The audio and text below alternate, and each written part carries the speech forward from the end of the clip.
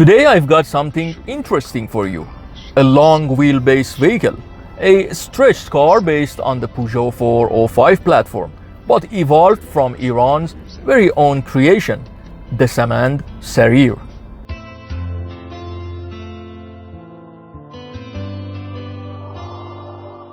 آرامش و شادی در جمع دوست داشتنی خانواده وقتی سریر آمد.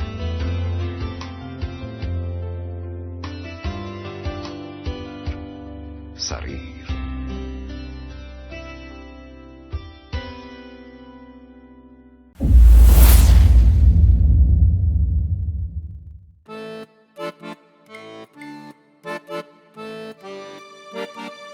I drove 150 kilometers to find a Sarir.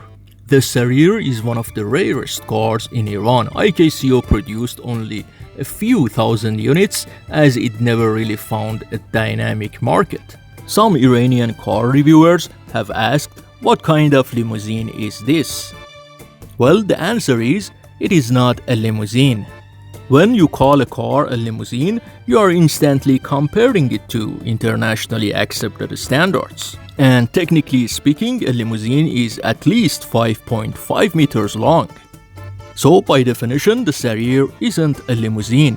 It's simply a long wheelbase version of the Samand.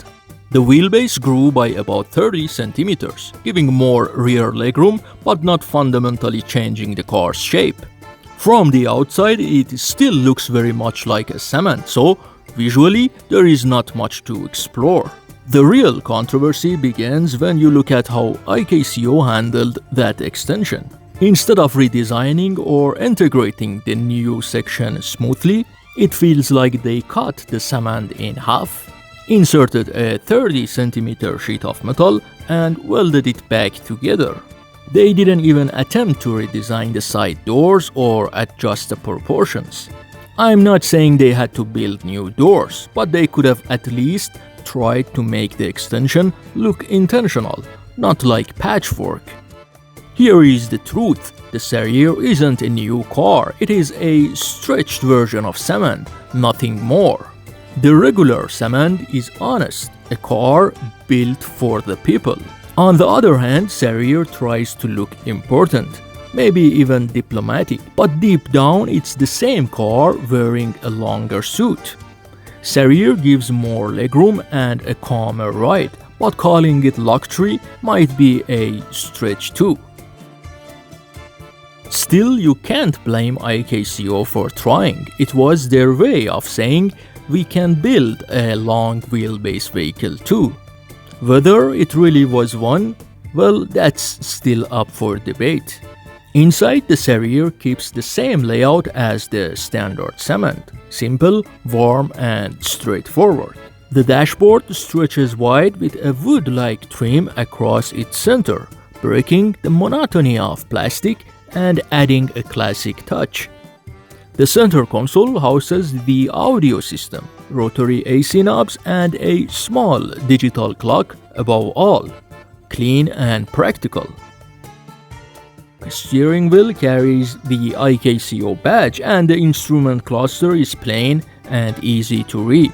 The owner had reupholstered the seats with new covers. Since the car is more than 20 years old, he had also removed the roof liner and the plastic trims on the interior side of the center pillar.